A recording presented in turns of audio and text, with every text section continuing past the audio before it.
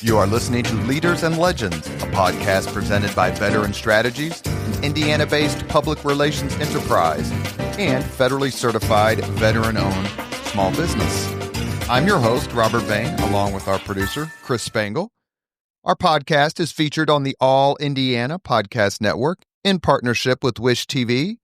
You may find Leaders and Legends at allindianapodcastnetwork.com. Thinking of starting a podcast or need to host a public meeting? Let Leaders and Legends, LLC be your partner as you look for new ways to communicate your message. Please contact us at chris@leadersandlegends.net. As always, all our podcast interviews are dedicated to the legacy and generosity of P.E. McAllister. Our guest today, Anne Hathaway. Now, we're also joined by Jim Shella. Now, Jim, do you want me to take 28 minutes and read all of her accolades, or you just maybe cherry pick one or two? Well, I think you need to read some of them. You need to read some of them, certainly. Anne Hathaway is President and Chief Executive Officer of Hathaway Strategies, an innovative grassroots public affairs firm headquartered in Indianapolis, right by Needlers. That's a dangerous place to be. Anne has extensive public service and political experience as a member of the George H.W. Bush White House, the U.S. Treasury Department, and the Republican National Committee. She has presided over multiple Republican National Committees. Jim, you got to ask her about that. That's unreal. I got a question or two. Conventions. Committees, forgive me, conventions. That is correct. Sorry. And committees that led up to conventions. Yes. That's right. Yes. Committee on committees. Anne served at the White House as assistant to the vice president and director of scheduling and public liaison for Vice President Quayle.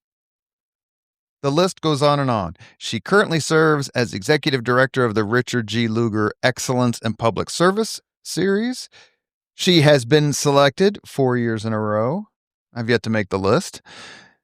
One of Indianapolis Business Journal's 250. A list of the state's most impactful and influential business and community leaders.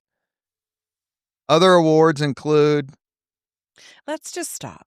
Let me just choose one. Politico's Top 50 Politicos to Watch. She is a graduate of the University of Illinois at Champaign-Urbana, where she watched basketball at the fake Assembly Hall. We have the real one. With all those national championship banners.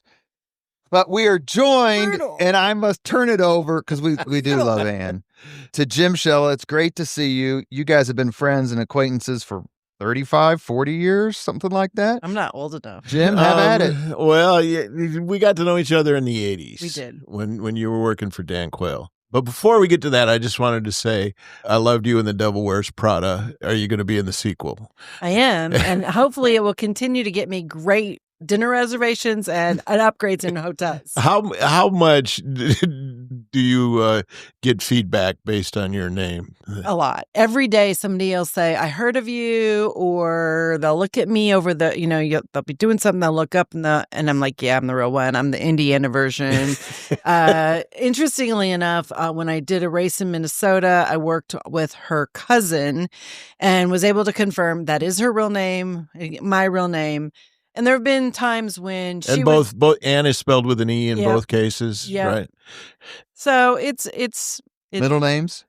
I have no idea what her middle name is. I didn't go there. It's got to help people remember your name, I would think. They do. And then also William Shakespeare's wife's name was Anne Thank Hathaway. you. I wondered if we were going to get to that. And I have a cottage on Stratford-on-Avon. Okay, now that we've settled that. I met you when you were personal assistant to Vice President Dan Quayle. Was that your first job out of college? It was not.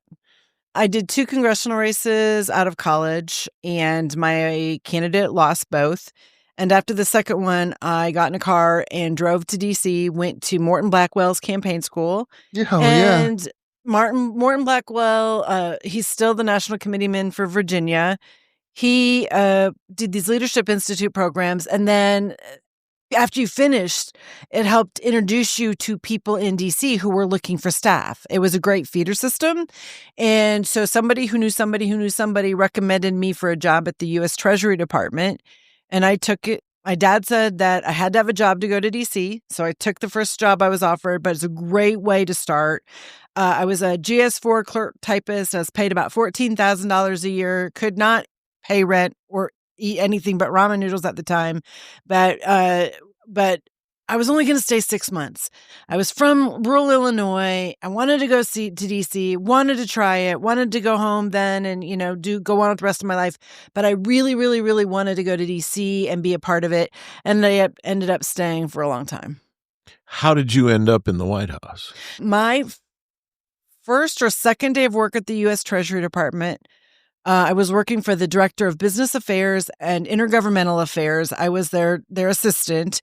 And the second day of work, I'm sure, was the day that Don Regan announced that he was going from the Treasury to the White House to be Chief of Staff. And James A. Baker III was coming to the Treasury to be the Secretary. And so then I was detailed to the White House for 2 weeks to run papers, do typing, whatever needed to be done, sent back to the Treasury after they kind of got settled. And I was delivering a piece of paper to the Deputy Assistant Secretary for Public Liaison, the Assistant Secretary that they reported to was Margaret Tutwiler. Margaret Tutwiler was key aide to James A. Baker. And Cece Kramer, who was the DAS, looked at me and she said, "Who are you and what are you doing here?" And I said, "I've been here for about 2.5 weeks. I'm the assistant to Dolly and Cindy." And by the way, Cindy Powell is Glenn Powell's mom. The actor Glenn Powell's mom. Yes, so small worlds, and they collide. She said, "Well, I'm looking for a new assistant.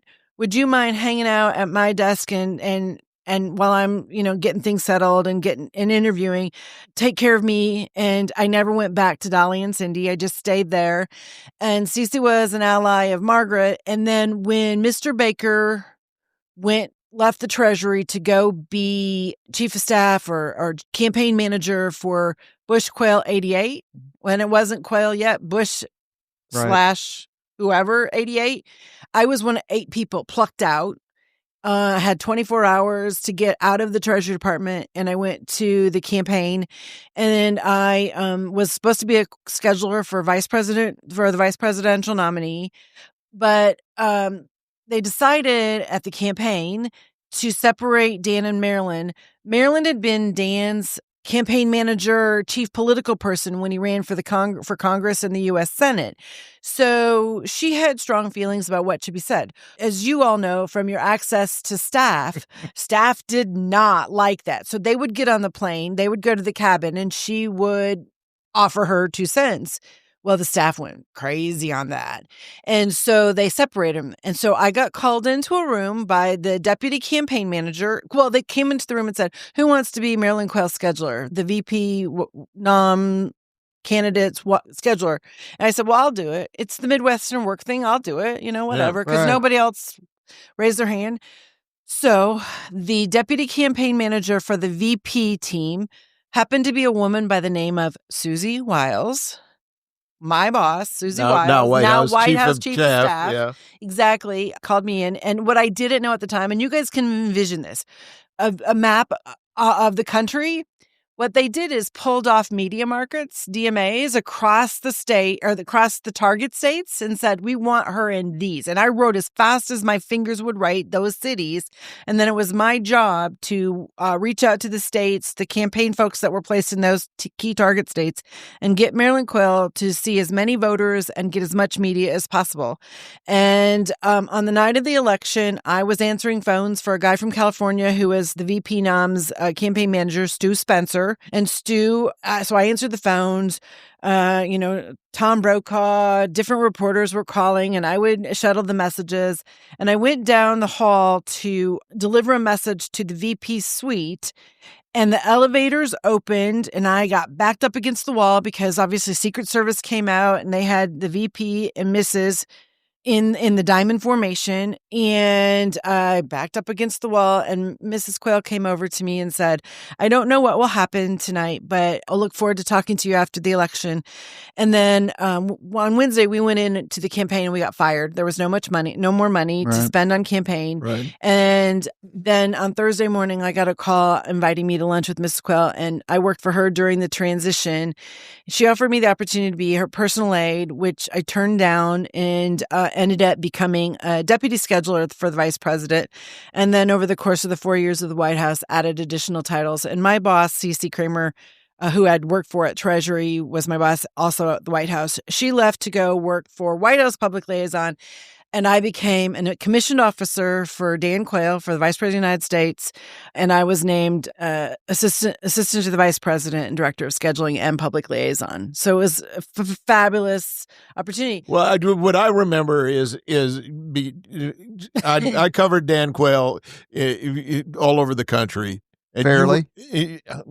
I think so. You did. And you were always there next to it or at his side. I was there a lot, yes. And also, you guys at conventions, we wanted to make sure that we got hometown coverage. So I think that between you and Mary Beth Schneider, I was always trying to coordinate and arrange to make sure that we maximize. I still couldn't get an interview in Houston. Yeah, that wasn't me.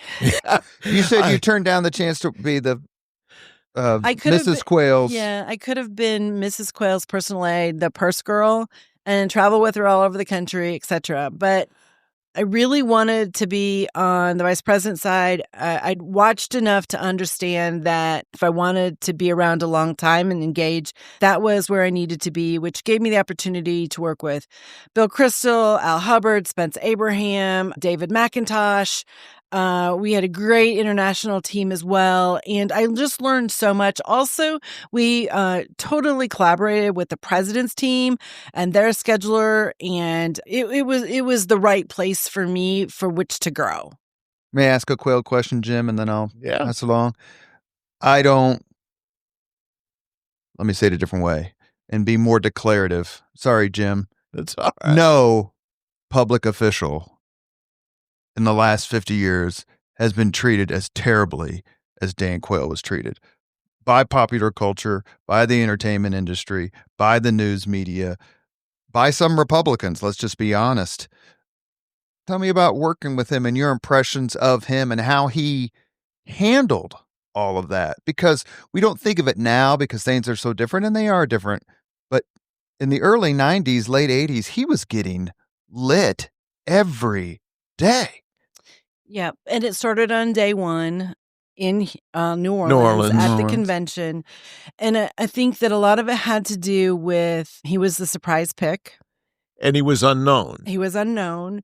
And but on and not just a surprise pick, because the pick almost always comes before the convention, and he didn't get chosen until Tuesday of the convention. But on Sunday, during the Sunday morning shows, his name did keep coming up because at the time, if you think about it, he was a generational change pick. And it was the balance of, George Bush, who'd been around forever, and for a young, attractive Midwestern senator, was balancing the ticket. That's right. On Sunday, he was also mentioned in the New York Times as one of the finalists, as it was understood. And so, I'm from Indiana. I'm there covering the Indiana folks. I did a one-on-one interview with him on Monday morning where he was very upbeat. I did a one-on-one interview with him Tuesday morning where he was not upbeat. And I think those first 48 hours were pretty like, what did I just agree to? Well, he hadn't agreed. And Tuesday morning, he thought he'd been passed over. Oh, and because Lugar was another one of the people, Senator Lugar. Right. They were mentioned. There were several folks. And I called the newsroom at Wish TV to tell them we had this new interview with Quayle, and the executive producer I talked to said, "You need to find another story." And of course, that's fascinating. So later, then you were the guy that was right. The next call I had with that guy was, we're booking an hour of satellite time. So I wasn't in New Orleans. I was still at the Treasury Department. Yeah. So literally, I didn't go till the next week. And, basically the senator at that time, had his Senate staff who were not necessarily national Senate players in politics, etc. So then there was a team assigned to him, to the vice president, and they were all new. They didn't know him. And it all happened so quickly. I can tell you, this is a story that will conceptualize how your life flips, on a dime. I was Mrs. Quayle's personal aide through the inaugural. And before he was sworn in, we were lunch meat. Nobody cared about us. We were kind of, we were schlepping along, didn't have a lot of access to information, but trying. So I traveled with her everywhere. I went into the Capitol. So the tunnel that they come out of onto the stage. I watched the inaugural from in there backwards. There wasn't a place for me on the platform or anything like that, which was fine because my job was to hold gloves, purses, whatever needed to be. And if she needed anything, to go get it. Then we would go back in and they have lunch, and then we go to the other side of the Capitol, and we watch the takeoff of the helo with President Reagan in it. Then the parade, and we do the whole parade, and then we get into the watch to where you watch the parade. But we had to leave because we had to get to the inaugurals. We had to get to the balls. So we get into the motorcade. We go out to the residence. Everybody's got their clothes. I walk into the residence, and this is where there were Navy stewards. The Naval Observatory. Exactly. The Naval Observatory. Yeah. And the stewards, the Navy runs it. The Navy stewards, they're there to take care of the Quayles, food, meals, whatever they need. And then the Secret Service to protect them. And they're like, we need answers. I'm the only staffer with them. Well, okay, what? And then they started asking me what they want for this, what do they want for that, and what's the next movement, and da-da-da-da-da. And I looked at them, I go, I was smart enough to use my best judgment for some of the things that needed to be answered at that moment.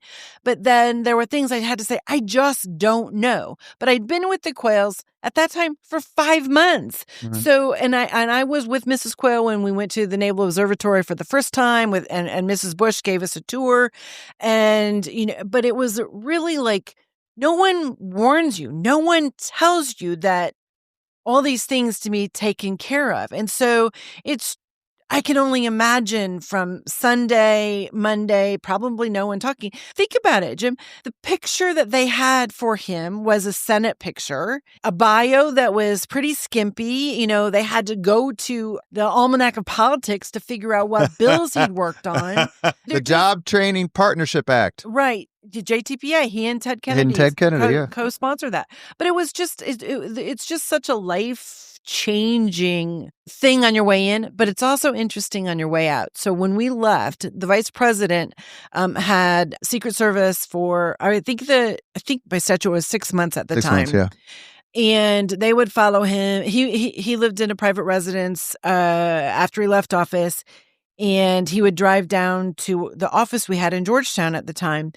And he would stop and he'd have to fill his own car with gas, and the Secret Service would pull in behind him. And I would say one day, maybe a month, 3 months into it, there were no threats upon him. And he just looked at me and goes, I'm done. I'm done. And we called the Secret Service and said he's willing to forego service for the rest of the time that he was allotted for it. And it was a lot. It was, traveling and.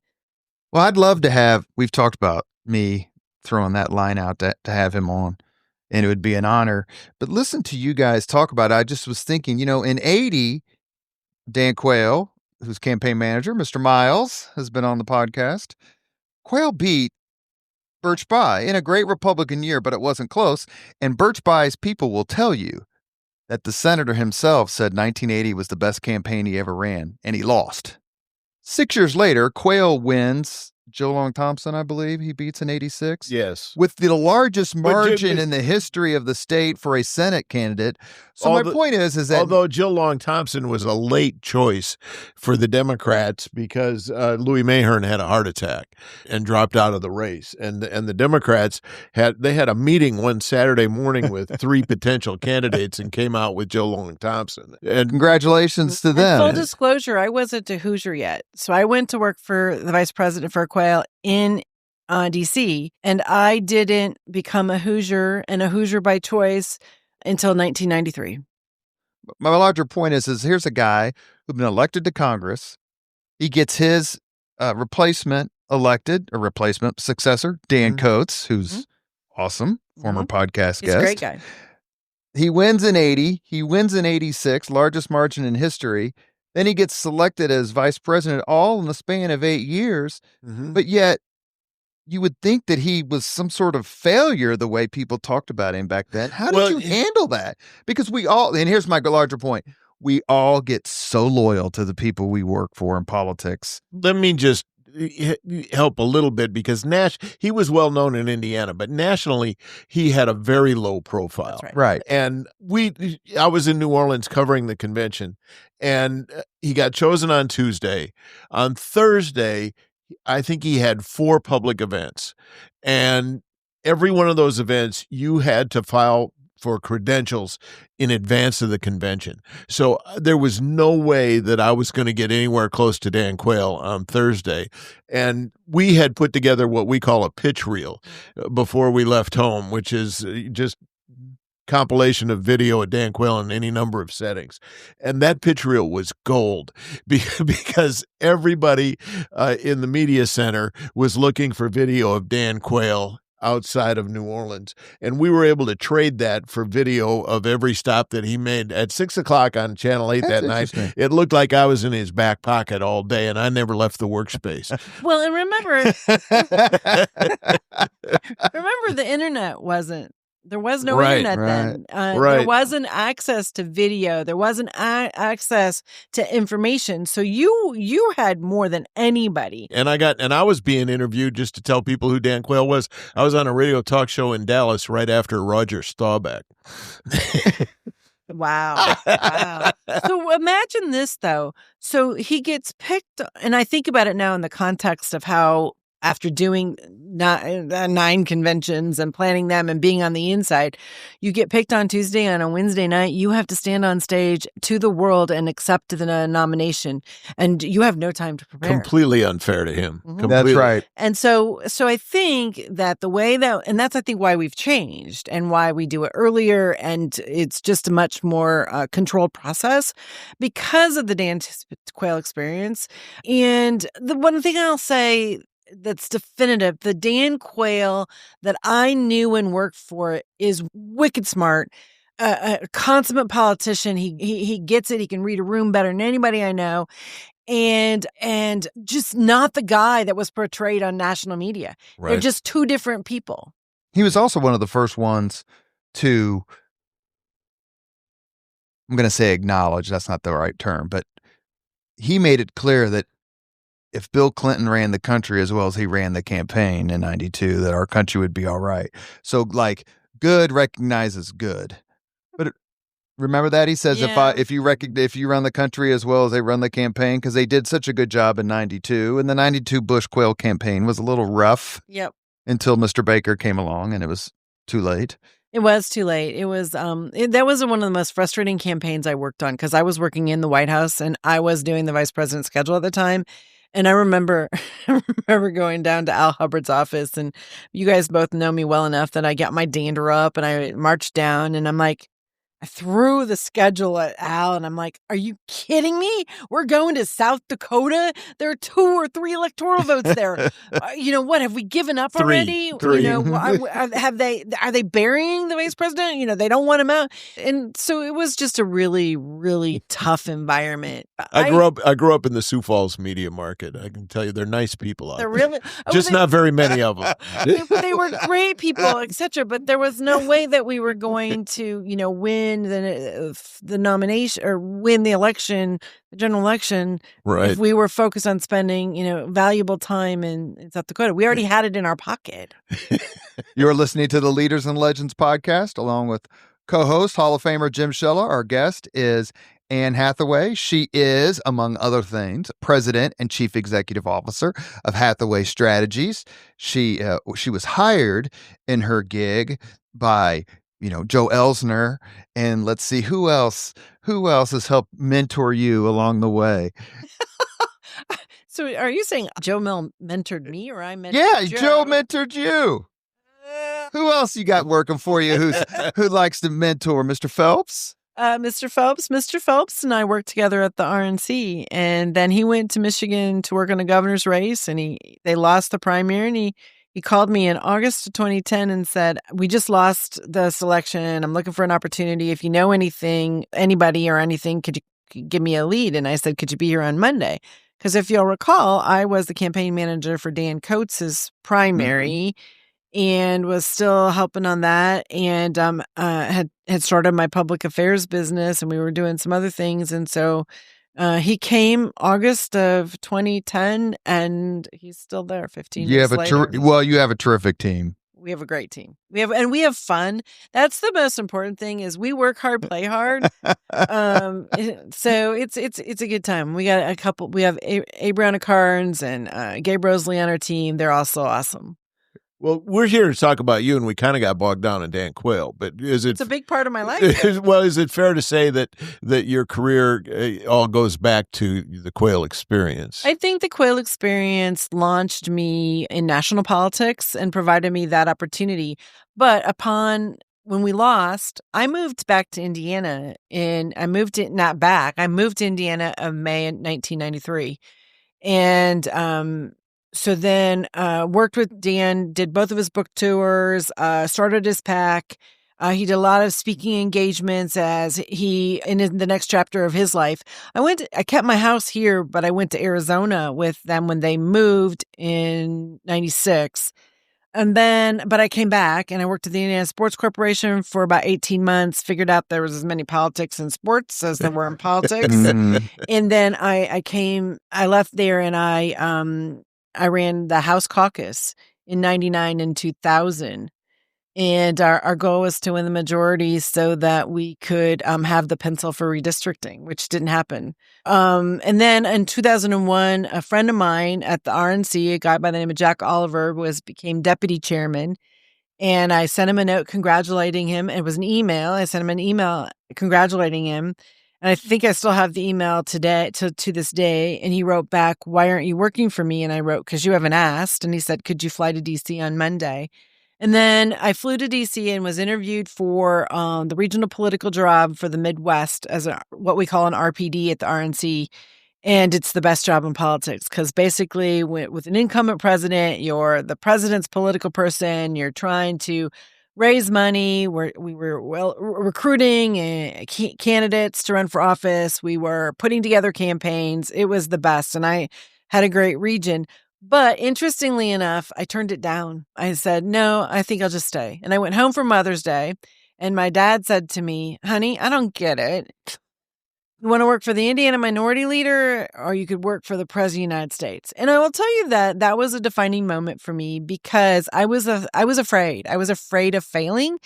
I was afraid of not being good enough. And so I didn't think I knew enough. And I think it's a difference with regard to women and men candidates today. So I think it's defined my life a lot in the sense of the Lugar series is that when you go to recruit men, they lean in and say, "Yes, I want to do it." They don't call anybody. They don't check. They think they have all the tools in the toolkit. Women go, "Oh, I'm not worthy. I don't know enough. I don't know all the issues. I don't know who will feed my kids or take care of them." And I think that was a defining moment for me when I decided that I was going to be a champion for women. And it's worked. It's been a really important part of my life. It means tons and tons to me. Robert was kind enough to talk about, the Politico Award, but I think the award that's meant the most to me most recently is the IBJ Award that they gave me recently for mentorship. The Lugar Series women, we have over 700 or nearly 700 alumni, and I try to be to know enough about them to help them achieve their dreams, identify the rules, and help use the relationships I have to get them there. Sometimes I have to deliver the bad news, or I have to tell them what they. And this is what Quayle would say about me too. I tell you what you need to hear, not what you want to hear. And so that's just a role. And I think it goes back to my Midwest roots. We don't sugarcoat. I'm from a little town of less than 2,500 people, My high school graduating class was 78 people. I got you beat. Mine was 50. But you get it. You just dig in, you do it, you lean in. There wasn't anything. You did it all, and so I don't know any different. Yeah. The Lugar series is it 30 women? It's 20. 20, It's 20 women 20 who per get year. chosen each year, and they meet for a series of seminars, take a trip to Washington, and basically you train them to be involved in politics and community and government. Public service. That's we define it public service. Maybe it be a campaign. Maybe they're a candidate. Maybe they work on a campaign. Maybe they get more involved in their community. Maybe they serve on a board or commission, helping them to identify all the opportunities that they might want to do and help them try to find the one that fits their goals and their aspirations the best. And there are an awful lot of graduates in the General Assembly. There are a number in the General Assembly. Aaron Houchin in Congress. Sue Ellspermann was lieutenant governor. Elise Shella is current state auditor. Kelly Mitchell, Holly Sullivan. I can go through the list, and it's extensive. But while those are the people at the top of the ticket, the women that have been school board, run for city council, run for mayor, work at the local level, I don't want to discount what difference they make in the fiber of Indiana. And the Lugar series obviously has done let me say it a different way. The Lugar series has done a terrific job of not just selecting women who have prominence in central Indiana. To me, and I'll say this for Jennifer Hollowell in the ILF, which I was in 20... That's the Indiana Leadership Forum. Yeah, 23 years ago. Which is co-ed. Right. Right. That's it's co-ed. But I think Al Hubbard developed Roger that. Smells. Right. They developed that because Lugar series was making a difference and they needed an opportunity for men to do the same, and they made it co-ed. And there's room for all of us. Well, and imitation is the sincerest form of flattery, and the Democrats have now started Hoosier Women Forward, which is essentially their version of the Lugar series. And we worked with them to provide them our bylaws, our articles of incorporation, to talk about what we did in our programming in order to help them get launched, because it's not just about Republican women. It was really, truly about all women. And, one of the cool things is that I'm one of the few people that actually worked with Dan Quayle, Dan Coates, and I got to, because of the Lugar series, work closely with Senator Lugar. So it's that is the coolest, because there are not a lot of people that can say that they work for all three. I think that's true. I'm fascinated by your involvement in Republican national conventions. Mm-hmm. You, what is the laughter? What is the laughter? I'm not going to ask you about. Because fascinating Republican national conventions, that phrase, they don't usually go together. I'm not going to ask you about Clint Eastwood just yet. Or Sarah Palin's clothes. Well, tell me about Sarah Palin's clothes. So in 2008... She is a babe, though. I mean, she was then. You got to give her some credit. So that's not the way we look at this, Robert. So I was going to say, at the time, I didn't have time to deal with what she looked like. We were concerned about what she wore.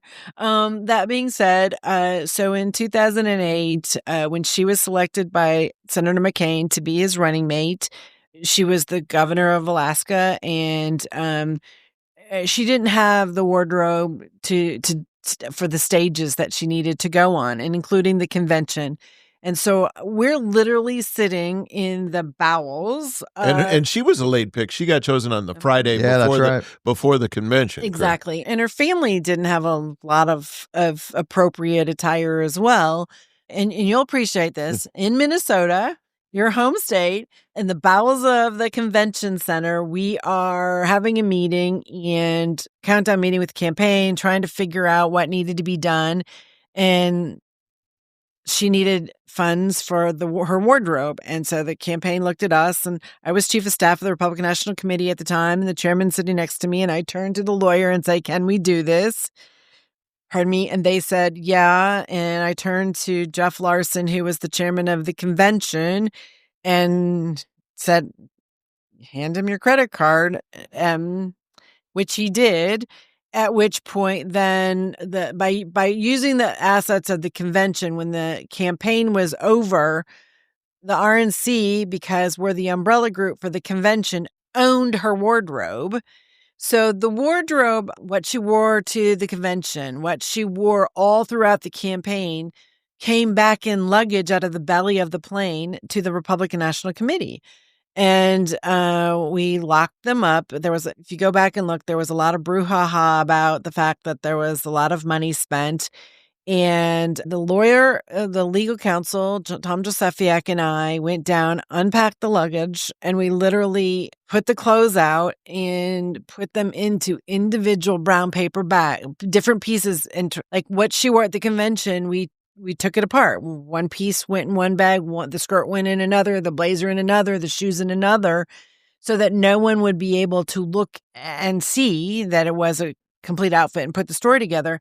And then we gave those brown paper bags to individual staff members and delivered them to Goodwill or places like Thrifty Threads. Tom was headed to Florida that weekend. Pieces went to Florida, some went to Virginia, some went to Maryland, and some of them might have come to Indiana home with me that weekend. And that is a true story. More than you wanted to know. Well, but she was less known than Dan Quayle when she got picked. I can tell you, I was when the choice was made, I was on a plane coming back from the Democratic convention, and I walked into the newsroom, and everybody jumped me and said, "What do you know about Sarah Palin?" And I said, "Who?" No, it's true. But I would say that the campaign handled her rollout and worked with the media much better than they did Dan Quayle's, which was the difference maker. Although her rollout was pretty rough. Yeah, I think it was. So then in 2012, you were backstage when Clint Eastwood. So in 2012, I remember saying hi to her as I was getting on a bus because I was down. It's the only convention I've been to. And she said, "Robert, what are you doing here?" And I just said, "Kyle Walker told me to buy a ticket." And she said, "That's a good idea." And that was all that was said. So in 2012, after as the primaries were coming to an end, a number of my friends, I was here in Indiana, and a number of my friends were working on the Romney campaign. And some of them, my colleagues from the RNC, et cetera, knew that I had convention experience from 2008, and I'd been to a number of conventions. So I was there with Quayle when we were in Houston and did his box and coordinated his events, et cetera. So a lot of experience. And they said, "Hey, would you help us?" Literally, a phone call was, "Hey, will you help us with the convention?" And I said, "Sure." So I said, "Well, will you fly out to Boston?" And I can remember where I was. I was in Washington, D.C. on the Lugar Series trip that May. And I was so excited because they'd called me and invited me to come to Boston to talk to the campaign about helping with the convention. And I thought, I was going to get a little piece of the convention. No, I was asked to be the program director for the convention. And on the org chart, so it sounds like you're only in charge of the program. Well, actually, you're in charge of the entire part of the presidential. So we start planning the conventions a year and a half out or so before we have a nominee. So realistically, we started for 2024. Well, actually, maybe not a year and a half, but a year out from the convention. So we would have been July of 2023. And so, and we would start putting all the basics together, the stage and some of the production company, the folks that are going to build it out. We have preliminary plans so that when we have a nominee, from the convention side, we can say, okay, here are the decisions that need to be made because you're in a finite amount of time and you got to be able to pivot from planning to action really quickly. And so at that time, I came in as the Romney staffer and coordinated all the decision-making meetings and then was responsible for making sure of food, housing of all of the donors, the Romney campaign team, in addition to everything that crossed the stage. and working with the production team and all of the details with regard to when a speaker comes in, how many hotel rooms do they get, when do they arrive, who picks them up, when do they leave, getting their plane tickets, all that. And so, and I was asked to do that in May, and then I came home and told my staff that I had accepted it and that I was moving to Tampa for 100 days. And so I moved to Tampa for 100 days and did the convention. Great experience. But in fact, do you know that Tim Phelps was Clint Eastwood's personal aide on the ground during the visit to Tampa? I did not. Yeah. And so you need to talk to Tim about the story. He can tell you that Clint Eastwood got through Secret Service with a big pocket knife, I think a Bowie knife in his pocket. Nobody stopped him. And he used it. Nobody can stop him. There's that. But so they went to get into the hotel room and the manager wasn't there with the keys yet. So Clint Eastwood just took the knife and opened the hotel room for them to go Trip in. the lock. Yeah. True story. And then on the program, Phil, my buddy Phil, who was the stage director, Clint Eastwood asked him if he had a stool, a chair. And Clint was older at that point, still alive, lucky him, but at the time. So Phil said, well, sure. They thought that he was going to use the stool to lean on. They weren't aware that he was going to talk to the stool. And so, and the interesting part of this is that nobody goes on stage at the convention without stuff in the teleprompter. Two people we made exceptions for. One, Condoleezza Rice is a phenomenal speaker. She knows what she's going to say. She's money when she gets on a stage, hits all her marks, makes her points. She's done and off. And if you're looking out from the stage on the podium where the cameras are, there's 3 lights, red, green, yellow, and they're not in that order, but right. I'm thinking of a stoplight, but I have it backwards even then. But red means stop, yellow means keep going, but start winding down, and green is you're good. Condi hits her marks like that. Clint Eastwood. According to my research, he was given 5 minutes and he took 12. Yes. And in addition to that, he'd been doing 5 minutes at a bunch of Romney events, and that's how why he was included. He and Romney had become friends. He was doing these fundraising events. He was great. He wanted to do it. And so a couple of the guys from the campaign went and met with him. He knew what he was going to say, etc. He changed his mind about what he was going to say. And so a couple things, think back. If you go back and look at the footage, the silhouette on the stage was a hat of outlaw Josie Wales. And Clint Eastwood did not do hair or makeup per se. And so he looks like Albert Einstein with his hair sticking out against the black. So first off, he comes out looking like a crazy man. Then the second thing is he comes out with a stool and then he starts talking to the stool. And so I have a headset on and they're down underneath and they're like screaming, we got to get him off. We got to get him off. So then they started to flip the lights. So that turned it to yellow to get him to wind down and move it to red. Yeah, he was on his own time. Let's just leave it like that. And the fallout?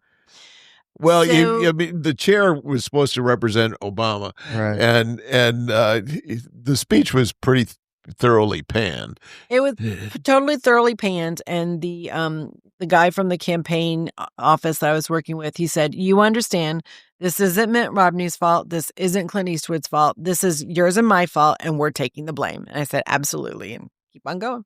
You are listening to Leaders and Legends, a podcast presented by Veteran Strategies, an Indiana-based public relations enterprise. Along with co-host Jim Shella, our guest today is Anne Hathaway. Anne, is there a particular Hoosier leader and or legend you admire most? Oh, that's a hard one. I've had the opportunity to work with, as I mentioned earlier, Quayle, and Quayle and working with him changed my life. I also had on that campaign opportunity to work with Mitch Daniels and then Senator Lugar, but come back to Mitch Daniels. So my first experience with Mitch Daniels. It's written right here, Mitch, because I know he was backstage at the Quayle-Benson debate. He was, but before that, we were doing debate prep. And we were, I don't know, it was the weekend and we were there and we were doing debate prep. And I was handed a document to go type and to type because it was guidance for what Dan Quayle, they were advising Dan Quayle to use in his responses at the debate. I took it, I typed it, and I handed it back to Mitch. And he said, "Who typed this?" And I said, "I did." And he said, "Where's your original?" And I said, "Here." I had innocently and unaware changed the apostrophe. I either added it, subtracted it, or moved it for the word "it's." I had changed what Mitch had put on paper. And Mitch said, "Don't ever edit me." Apostrophe. But I will tell you, I was so young, and it was a great lesson for me to learn. I never didn't proof again. And, and I was part of the proofing team for Dan Quayle's book. And, let's not forget Potato and the card. And, we all have these mistakes or these things that happen during our careers and that have great influence on how we continue to evolve and to roll out. I remember when I first started doing the Lugar Series luncheons, Senator Lugar always spoke, and there were times when he'd take off, and I was a little uncertain where the speech was going to land. And if he was a profuse speaker, and he tended to talk long, Go long. But he actually would always hit his mark. But he would start out and he'd go so big, and you're like, how's he going to land this plane? Because how are you bringing this home, dude? And he did. But I would as an event planner, the side of me and a little anal, I'd kind of freak out going, ah! Both Birch Bayh and Dick Lugar were living reminders of the unlimited debate rule in the Senate. Yeah. You talked about your experience working with the vice president. I shook Mr. Quayle's hand one time. I drove in a motorcade. It was either Brose McVeigh or Devin Anderson got me to drive. And I remember I got screamed at by the Secret Service because Dan Evans wanted me to take him someplace, and I did after all the cars were in a row, and I took one out of the row to take him somewhere, and they lit me up when I got back, and I'm like, hey, man, some dude with gray hair says take me someplace, and I take him someplace. Like, I was 24, 25 maybe. I got Dan back for that many decades later. Anyway, in 2016, another Hoosier becomes vice president. Now, the Bush-Quayle ticket in 88 took what was a 16-point deficit in the summer and won with more than 400 electoral votes. So 88 ended up not being close after a pretty disastrous debate performance by Michael Dukakis, who I found out is still alive. It's like 90-something. Yeah, he's still alive. Anyway, and so... Kitty's gone. That's right. So many of our friends, so like my generation or our generation, but you started out so much sooner than I did, Mark Lauder, Marty Obst. I mean, the list goes on. I mean, we couldn't name them all. Now they're thrust into Washington, D.C. Oh, my God, I can't believe we won this thing. Sort of. What kind of advice did you give them? Because I know you've known Mike Pence for decades. 2016 was a really rough year for me. I lost my parents that year, 75 days apart. My mom died at the end of July, and my dad died on October 12th. And I was pretty numb for that whole period of time. And if you'll recall, Eric Holcomb, who I recruited to be run for the House, the state House in 99 and 2000, was running for governor, 100-day race, and I simply couldn't be present given my personal situation. So it was a really hard year for me to engage. And so I pretty much disappeared. For those that asked advice, my advice was to live every moment, because you think it's going to come again. If you're in this game, you think you'll have another opportunity, and you don't always. It just, some people have been fortunate enough to come and go, but you only do it the first time once, and it's a magical opportunity. You're making international news every day. There's something about being at events when the bands from the U.S. military play and you hear them play, and they're always perfect. And the opportunity to fly on Air Force One, Air Force Two, on a helicopter, you just don't want to take it for granted.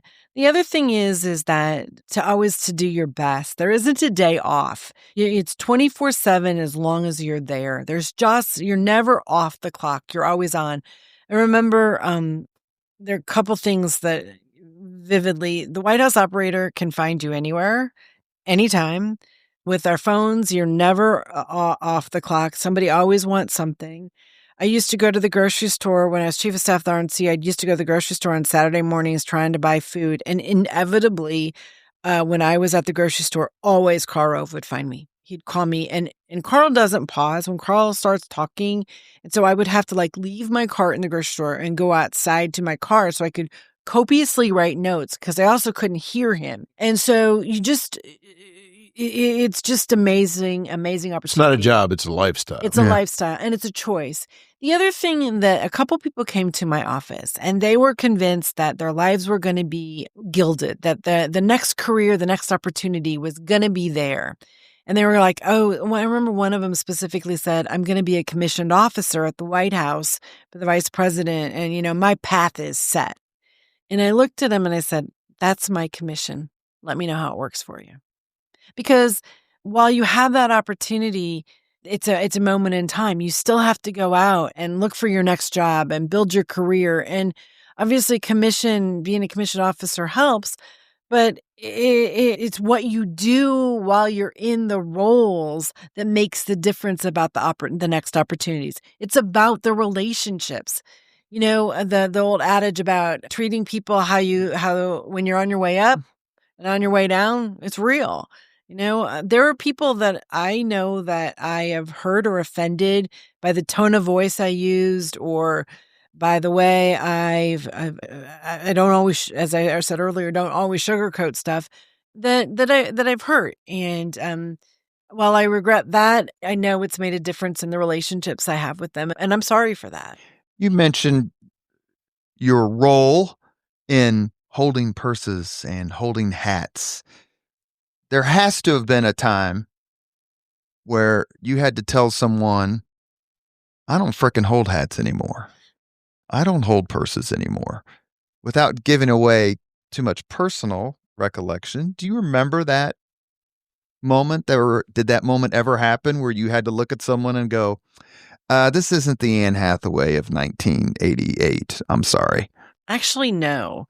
I don't remember ever doing that, because I think it's the Midwestern in me, in the sense that, one, I'm still trying to make sure I continue to earn my seat at the table, and that whatever needs to be done, it gets done. I think I know during the inaugural, I chaired the governor's inaugural in 2025. I'm sure I held Maureen Braun's purse more than once during that period of time. At the convention last year, and what I'm really, really good at is I hate name tags in photos, and I still go up and pull people's name tags off. I was at a lunch today and pulled off somebody's name tag. They were going to have their photo taken with a member of Congress. I was like, no, because you don't want to look like the doofus who they didn't know my name, and here I had the picture taken, and so you line all these people up to have their pictures taken so that it looks like they were the only one that got their picture taken. Exactly. And so a lot of times, I'll take them off and put them on their back or whatever, ask them to put them on their inside of the coat. Picture's always better if you're not holding anything and you're not wearing a name tag. We don't date the podcast very often, in the sense that the day of recording is tied to something. But I do believe, Jim, correct me, or either one of you correct me, this is the 25th anniversary of the 2000 election. Today is. Wow. What were you doing? We've interviewed Bob Grand. We talked a little bit about what he was doing during that Florida Palooza. Were you around? What were you doing? What were your recollections then? I was the executive director of the Indiana House Republican Campaign Committee. I had recruited congressional candidates, including Eric Holcomb, to be on the ballot that year. We were still doing, at this point in time, get out the vote. We'd pulled turnout. We had targeted races like you always do. And we had pulled off who had not voted yet, who were in our target universe. And we were making phone calls and trying to get people to the polls to vote that day. My job was to win the Republican majority in the House so that we would have the pencil for redistricting. We lost three races by less than 1,000 votes. I still have the card, and I can tell you where we lost those races and probably why. Because when you lose an election, you study it, you look at it. You learn so much more when you lose than when you win, because you spend time studying and wondering why, thinking about what you would change. When you win, you pivot quickly to running things and to engaging in building a government or building out an office and what happens next. But when you lose, you go home and you just study and you try to figure out what's next. And I would say in 2000, we really expected George Bush to have coattails. If you'll recall, David McIntosh ran against Governor O'Bannon, and we had great hopes for that race. It did not turn out how we expected. In candor, I know that there were two candidates I recruited out of David McIntosh's congressional race because we anticipated that they would overperform for David, that we lost by less than probably 300 votes each because they were mad that he was running for Congress. And Adderholt lost for governor. Governor Adderholt lost to Ornlicker by how much? About 4 votes. I was going to say was that the one with the response to the Ornlicker ad that tied Adderholt to, I think, gunshots or maybe something like that. I remember it was a big deal in 2000 that Ornlicker or the Democrats supposedly broke the truce that we were going to have a positive campaign, and then they dropped it there at the end. Pardon me, could be. I don't remember. I can honestly say without, I've kind of let it go. Maybe the numbers I haven't let go, the campaigns I've let go. It's healthy to forget some of this stuff. Yeah, so you don't forget any of it. I forget some. I certainly do. But we really, Jim will tell you, we thought we were going to have a better night that night than we did, and then put together an election night event and remember being stunned and. It was the hanging Chad, so the election wasn't over. We didn't go to bed that night. I can tell you, I was in need of glaucoma surgery, and I told my surgeon that I got to get through the election. Didn't expect to go to the end of January. End of January, did you? Did you go to Florida? Did you go to Florida at all? I did not. I was asked to go, but had cleanup here because Indiana, because we rode right into Org Day, and if you'll recall, Paul Manweiler was the minority leader. He decided to step down. That's when Brian Bosner was elected. So we had a lot of internal changes happening here that needed to be taken care of. But a lot of my future national colleagues from the RNC were all down there. And man, some of those stories are wild. Mr. Manweiler sat in that very chair. We had a wonderful conversation with him just a few weeks ago. That's right. Who gets credit?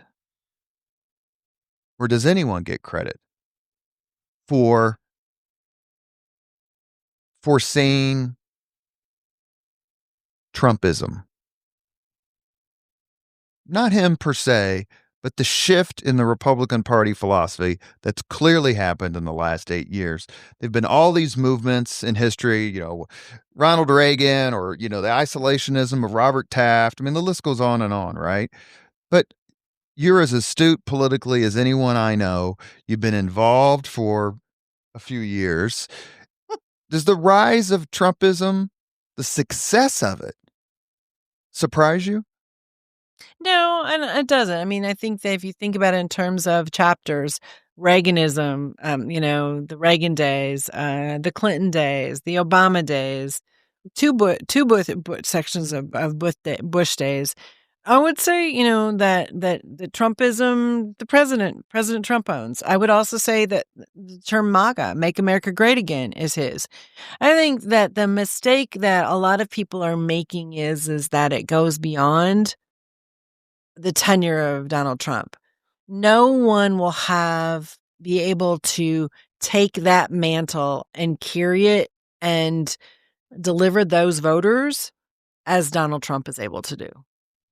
In 2016, were you part of the discussion of asking Governor Mike Pence, to be a part of the ticket? And did you counsel him after he accepted or when he was thinking about accepting? No, if you go back to 2016, you'll recall that a lot of the people involved in presidential politics were not people that had been involved before. They were new. They're people that Trump brought to the team. And I was running my business, and candidly at the time I was a delegate to the national convention, but I was taking care of my parents. My mom had fallen ill in July of 2015, and I went home 50 of 52 weekends between that period of time, between that July and the end of July when she passed away. And it's 4 hours over and 4 hours back to where my home is. My family's home is in Indiana. No, I'm in Indiana. They're in Illinois. And the only 2 weekends I missed when I went to Cleveland to be I was asked to be a committee person on one of the committees for the National Convention and then the Republican National Convention. Otherwise, I was home every weekend. And so I wasn't a part of the discussions, and I was just busy taking care of my family. Sure, that makes sense. And you mentioned that before. One more question for me, and then I'll let Jim take us home. Indiana has never had a female governor. Why not? I think it's coming. I just don't know when. Candidates matter, and we haven't had the opportunity for a candidate to make the decision to run and to give it her all in order to be elected. We're also a pretty, and I say this carefully, we're a pretty conservative state. And we haven't had a Republican mayor in Indianapolis. Sue Ann Gilroy made a heck of a run, but that didn't work out. I'm not sure that voters are ready to elect a Republican governor yet, but when it's the right candidate. A female governor. Yes, I apologize. When it's the right candidate at the right time, it will happen. Wasn't there talk of Marilyn Quayle running for governor or Senate at some one point? Time. When Vice President Quayle was senator, then he was going to give up his seat, and he had to give up a seat to take the vice presidential seat. And there was discussion that perhaps Marilyn should be the person, but that at the end of the day, she had a role as second lady, and it was way too complicated at the time, and Senator Coates was appointed to the seat. Go ahead, Jim. Why have you not run for office? I love being in the back room. I love making things happen. And might you ever? I don't think so. I don't think so. I just love putting the pieces together. One of the national reporters in 2010 asked me what my favorite part of election night was. And it was one of those moments that I remember vividly and defines it for me. I was standing back at the media platform and looking at the stage and what was going on. You have the candidate, family, friends, all on stage celebrating. You have all these campaign volunteers and campaign staff who've given hours and they haven't slept and they've eaten really awful food and they've done, how many doors did they walk? How many phone calls did they make? How many events and miles did they drive? How many yard signs did they put up? You see them celebrating their investment of time, treasure, and talent. Then you see the media doing their job, trying to tell the story. And the ability that I have to be involved and to sit back and to put that together, that's what satisfies Anne Hathaway's heart and soul. You know about 2010 at Union Station here when Dan Coates became senator again?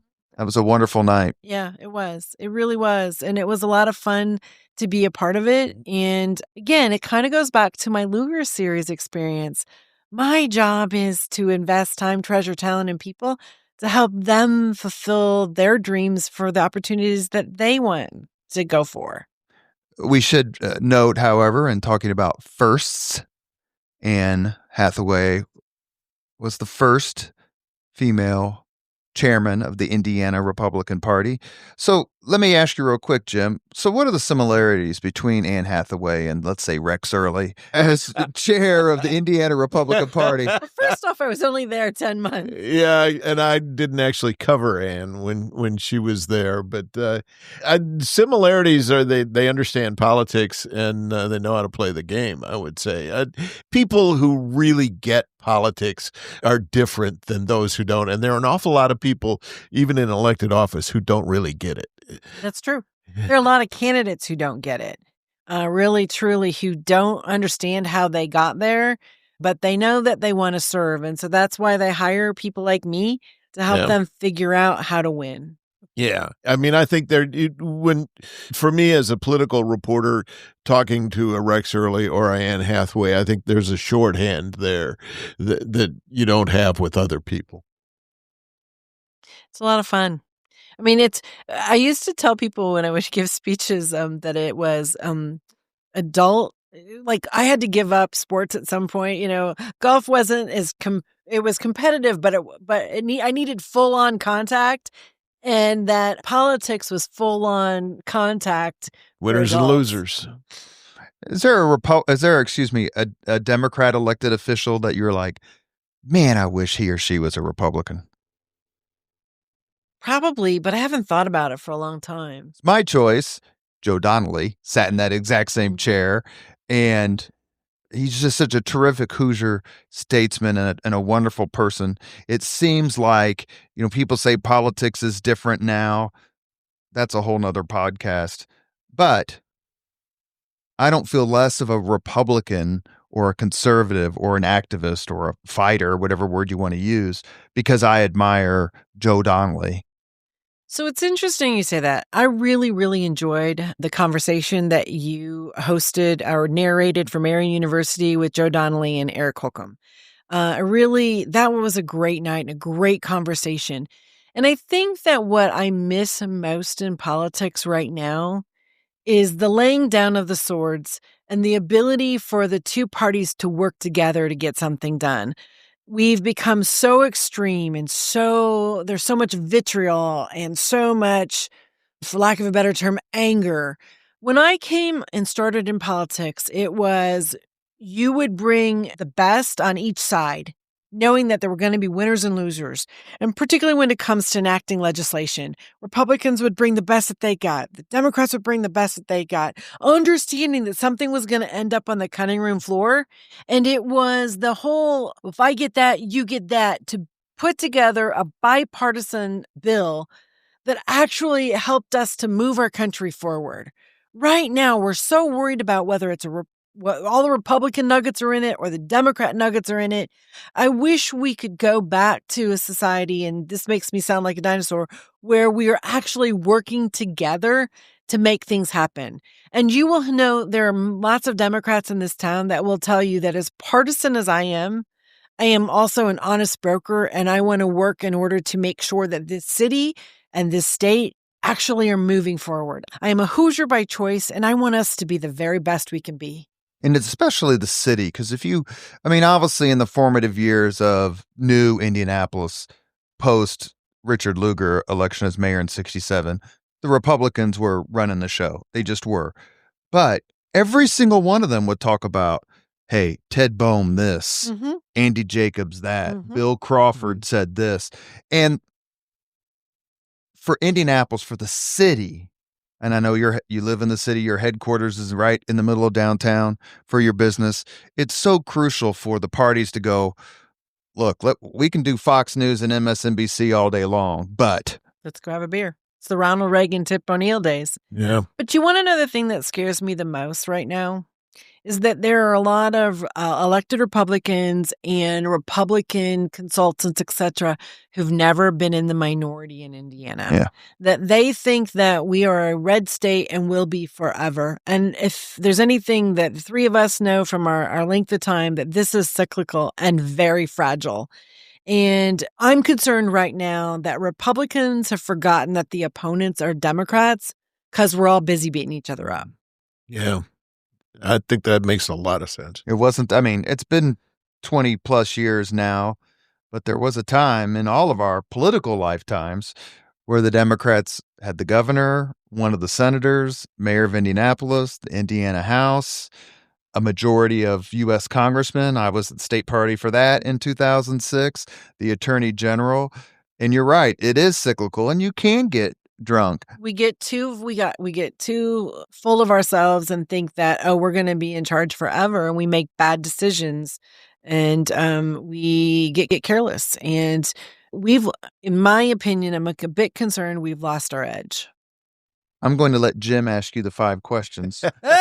But I want to ask you, speaking of something that we were talking about for just a few minutes before we started recording, what was your reaction in 2007 when Greg Ballard beat Bart Peterson? I was in Washington, D.C. as chief of staff of the RNC, and I will tell you, everybody called me to tell me and wanted to know how. How do you do it? Because they wanted to adapt it, because there were no, in the 36 cities, most largest cities in the country, we didn't have very many Republican mayors. So how do we duplicate that? How do we duplicate Get the that? incumbent Democrat to raise taxes. 100%. And it was kind of one of those situations, as great as Greg is and what a great mayor he was, it was one of those things. It was a magical night where all the pieces came together, and we're as surprised as anybody. I was sitting next to this guy that night. And I described the election by calling Greg the accidental mayor. Yeah. Much to his thrill. In all fairness to him, he worked his tail off. And he did, but he got exactly one TV commercial on the air. That's not how you win elections. You're a football fan, Jim. Sometimes you score when the other team fumbles. So I always, that's right. Do you that's remember right. when I think it was Gruden was coaching for the Tampa Bay Buccaneers, and they had an undefeated season, and it looked like they were going to win the Super Bowl, and they got beat in the playoffs. It's one night. It's one moment. It can be no matter how you prepare, no matter how you run. If you catch that lightning in the bottle, it can be a different end. Is that the biggest shock you've read about, been involved with, experienced in politics? Actually, I was on the ground working for the RNC in 2002 when Paul Wellstone was killed. And I was helping Norm Coleman with his race. I think that for me, that was the biggest shock, kick in the gut, one of the most defining times, because what people don't know, there were 2 planes in the air. And we didn't know the tail number of the one went down, and it could have been either candidate at that point in time. And it was numbing. We closed down the campaign. We did a lot of things behind the scenes, immediately went to our rule book to determine what happens when and how. And in Minnesota, really tricky rules with regard to absentees, and they approach elections differently. They really do. So we couldn't make any assumptions without double checking. And then we had to figure out how to proceed with the campaign in a really respectful way, but not stop. We couldn't stop the momentum. We only had like 22 days. And the Democrats fumbling the ball. They made 2 big mistakes. One, they held a memorial service that had the complete wrong tone. Exactly. And the second mistake was probably picking Mondale. Right. They thought with name ID that they would pick Mondale and that would carry them through.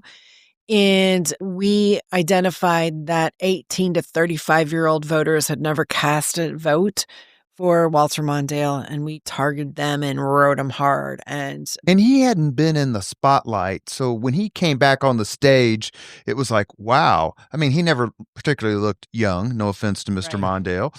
But when he came back in 2002, he had demonstrably aged. And you're like, wow, what's he been doing? Looks a hell of a lot older since 1984. And in all fairness, it was 2004, and he was 2002, and he was off message. It was off message. So it was a really tough situation, but that one was that it changed overnight.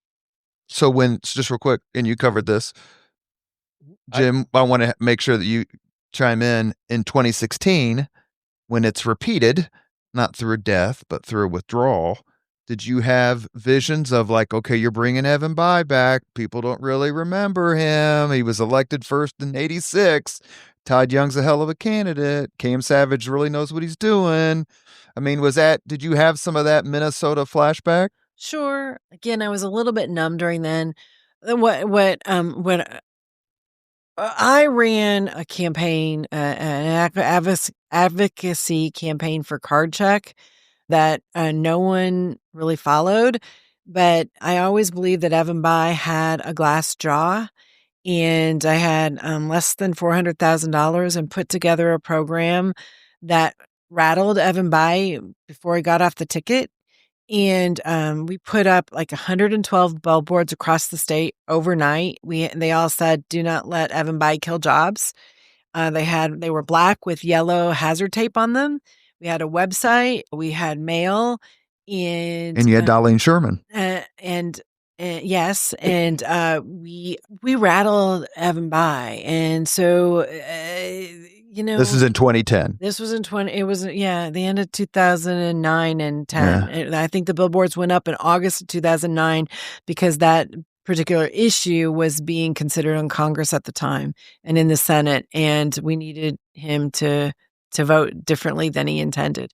And I remember he was picking up, and then nobody knew who was behind it. And they were picking up the phone, calling. And I don't even know. Probably today I'm telling people that didn't know that I was behind it.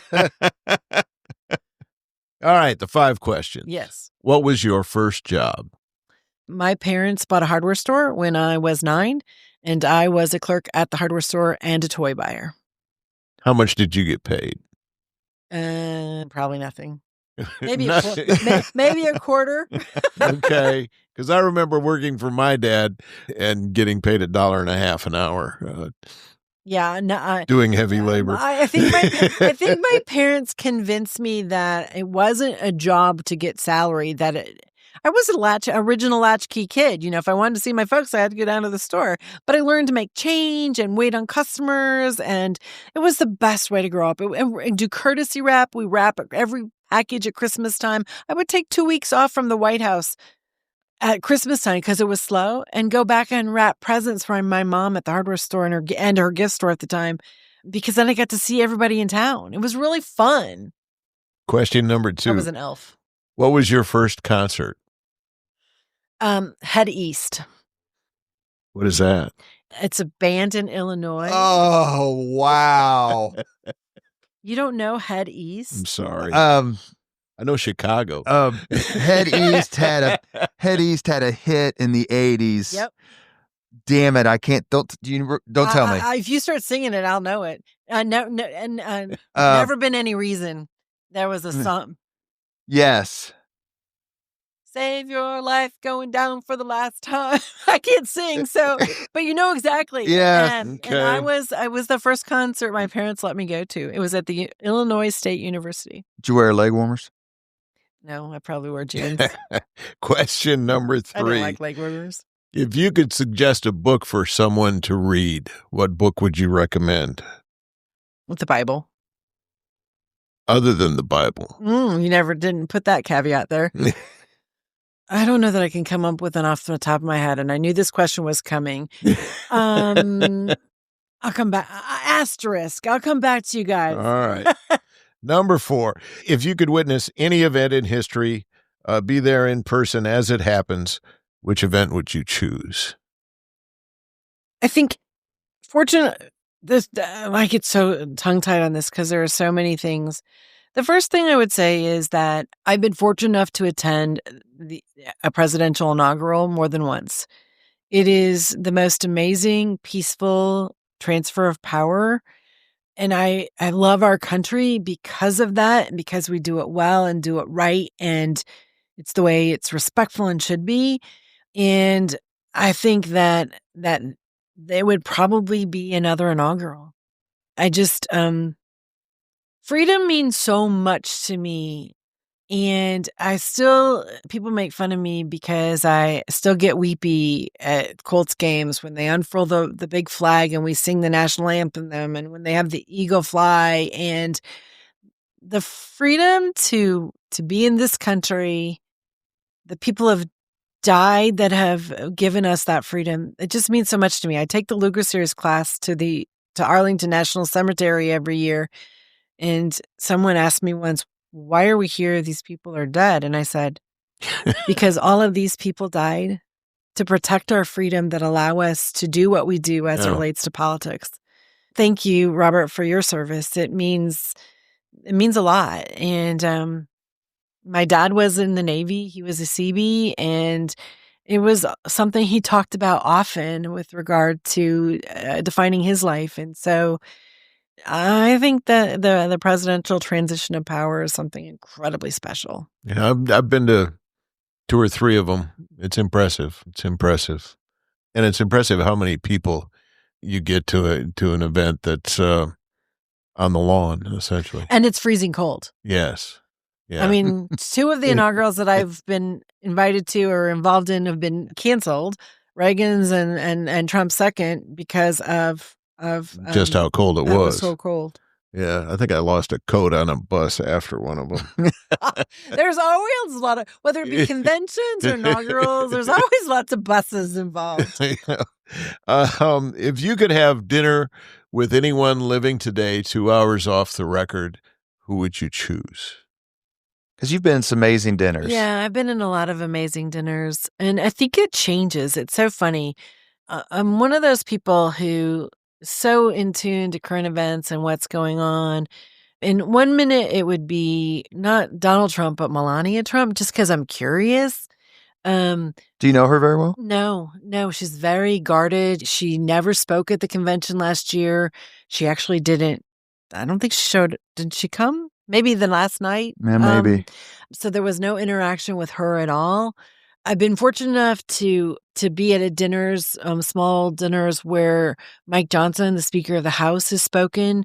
I've been in a number of different rooms and conversations with Senator Thune. So that's cool. I think that maybe today I would love to be a fly on the wall in John Roberts, the Supreme Court Chief's office. But I'm also, so it's so hard. Is it somebody in the now or is it someone, I know. Just pick one. I'm such a girl. Or is it someone that's thinking about, what happens next? Let me give you another name. Caitlin Clark. Love that. Paul McCartney. I mean, it didn't have to be politics. Well, so I think you guys know that. I think Mel Raines said Ryan Reynolds, God love her. Oh, yeah. So I'm kind of a music groupie right now. I've been to the Sphere twice to hear the Eagles. I'd love to sit down with Vince Gill and have him tell us stories about performing the Eagles. A brilliant guitarist, too. Mm-hmm. Really, right? I would like to meet Cindy Powell's husband, Glenn Powell, just to hear, that story. Cindy Powell's son. Yeah. I can't. You got me so rattled. I don't. You know what, Jim? I think this is the most answers we've had for this question. So what you're going to say is she couldn't decide. I'm settling on Vince Gill. Okay. If you could suggest any book for someone to read, other than the Bible, which book would you recommend? Or what was the last book you read? I have been on hiatus from reading lately. I'm waiting for Mitch Daniels' book to come out. And yes. Looking forward to that as well. Mm-hmm. What did I just bought something. Does Doris Kearns Goodwin have a new book out, maybe? She does, about about her husband, and she came to the economic club to talk about it. Yeah. Because she's married to Richard Goodwin, and they were Kennedy Johnson folks. Yeah. So actually, I will tell you the book on my nightstand right now. It's called The Pivot Year. And it's every day different things with regard to pivoting into to action on different things. And so as you guys know, I was 2 years doing convention site selection for the 2024 and 2028 conventions. Then I ran the convention. And while I was running the convention, the RNC National Convention, I was also state party chair and running my company. And if you'll recall, if we back up, I had cancer in 2000 and 2001. Mm-hmm. And so the last 5 years feel like I've been on a treadmill running as fast as I can. And so One of the things I promised myself as I ended the convention last year was that I was going to spend some time to think about what are those things that I haven't done yet that I really want to do, what projects I wanted to work on, what issues I wanted to work on, where did I want to lead in and where did I not. So I spent a lot of time rebuilding my business. I have a great team and we're doing a lot of fun stuff, but that's where the pivot year fits in because it was pivoting from what I was doing into new things and to abandon some of my fears and some of the things that were holding me back and to try new things. And I think what I've learned is that it doesn't matter how old you are, you can always do something new and something different. And I'm really excited about some of those things that I'm exploring. Love it. You have been listening to Leaders and Legends, a podcast presented by Veteran Strategies, an Indiana-based public relations enterprise. We are also a federally certified, veteran-owned small business. As always, all our podcast interviews are dedicated to the legacy and generosity of P.E. McAllister. Thank you, Jim Shella, You're for welcome. co-hosting today. Our guest, Anne Hathaway. She's done it all and seen it all. And we are so lucky to have you on. I've been pestering you for, let's just say, a few years, and the time was right. So much more fun when Jim's here. Thank you, Anne, for coming on the podcast. Thank you very much. Today was really fun. I really appreciate and respect both of you tons. Thank you. Thank you. Thank you very much for listening to Leaders and Legends, brought to you by Veteran Strategies Incorporated. If you want to contact us about this program or our menu of public relations services, please send us an email at robert@veteranstrategies.com. That's robert@veteranstrategies.com.